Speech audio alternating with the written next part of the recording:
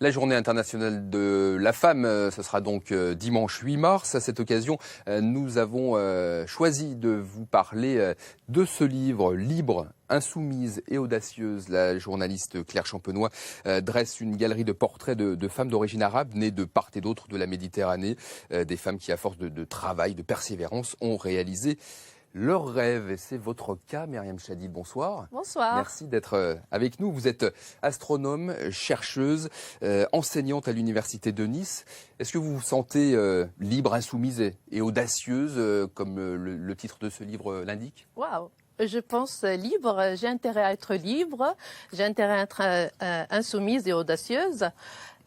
Puisque mon travail de chaque jour, c'est explorer l'univers. Et donc, quand on explore l'univers, on a intérêt vraiment à avoir un esprit libre, soumise et audacieuse. Et curieux, vous êtes né, vous avez grandi à Casablanca, au Maroc.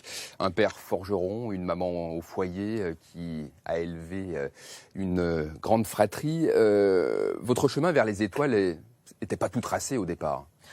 Non, mais c'est arrivé comme ça d'un coup. Un jour, mon frère, il m'a offert un livre de Jean-Claude Péquer, qui était d'ailleurs un astronome à l'Observatoire de la Côte d'Azur, et le livre sur les étoiles et les lois de Kepler.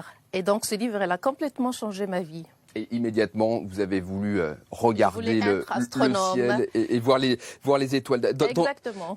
Dans ce livre signé Claire Champenois, toutes les femmes parlent du rôle de l'école. Pour vous aussi, l'école a joué un rôle important dans votre parcours. Très, très important. Et surtout l'école publique. Parce que si au Maroc n'existait pas l'école publique, je ne pourrais jamais faire mes études et être aujourd'hui comme je suis. Ça joue énormément un rôle très important, l'école. Hein. Et ensuite, vous avez poursuivi vos études en France, un DEA d'astrophysique en 93 à Nice, doctorat à l'Université de Toulouse. On s'arrête là sur ce CV trop impressionnant pour moi. Est-ce que être femme et arabe, vous avez vécu cela comme un handicap, un double handicap ou pas? Double handicap, j'ai pas vécu vraiment ça comme double handicap, mais pour une femme arabe, c'est toujours difficile. C'est-à-dire, il faut toujours en prouver davantage? Oui, il faut travailler davantage pour éviter tous les critiques et montrer et justifier vraiment qu'on travaille. Donc, je pense, j'ai dû travailler 3 fois plus qu'un homme normal. Alors, et pour simplifier les choses, vous avez choisi de travailler dans un domaine très masculin. Oui, c'est un milieu à prépondérance masculine très importante, l'astronomie. Donc, et pourtant, j'ai toujours trouvé que l'astronomie c'est une science qui plaît beaucoup aux femmes.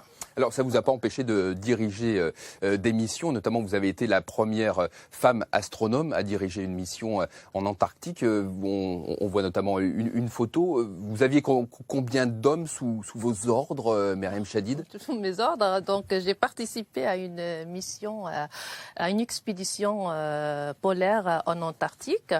Donc, c'est un milieu complètement au bout du monde, complètement isolé, où on travaille sous des conditions extrêmes de température qui peut arriver à moins 80 degrés, d'altitude qui est à peu près 4000 mètres, et puis l'isolement, la sécheresse et ainsi de suite. Vraiment, c'est un lieu qu'un être humain ne peut pas vivre là-bas, tout simplement. Et donc, quand on est vraiment tout seul, une dizaine de personnes dans un milieu complètement isolé, donc des conditions de discipline draconienne s'imposent, bien entendu. Donc, un dernier mot concernant l'écart des salaires, parce que ça ne change pas, l'écart de salaire entre les hommes et les femmes, c'est entre 15 et 20% en France à niveau égal et d'études et de travail. Vous avez subi aussi cette discrimination? Vous subissez peut-être? Vous êtes moins payé qu'un homme astronome? Moi, normalement, je fais partie du Centre national des astronomes et astrophysiciens, CNAP, et donc c'est de la fonction publique et je suis payée comme un homme. Exactement comme un homme. Et donc heureusement. Heureusement, mais ce n'est pas le cas de toutes les femmes. Est-ce que vous avez, ça sera ma dernière question, est-ce que vous avez atteint tous vos rêves ou il en reste encore Non, pas encore. Bon, j'ai atteint mon rêve d'être astronome, donc je l'ai réussi et maintenant je rêve vraiment, j'ai d'autres rêves. Je rêve par exemple d'aller un jour sur Mars. Aller sur Mars, c'est oui. un très beau rêve. On vous souhaite d'y arriver. Bon voyage. Merci beaucoup. C'est pas pour demain, mais c'est peut-être pour après-demain. Libre, insoumise et audacieuse, un livre signé Claire Champenois qui dresse le portrait, en plus du vôtre, Myriam Chadid, de femmes d'origine arabe qui ont réussi dans des domaines aussi variés donc, que les sciences, la politique, la musique ou le cinéma. Merci de vous être arrêté sur le plateau du Grand Soir 3.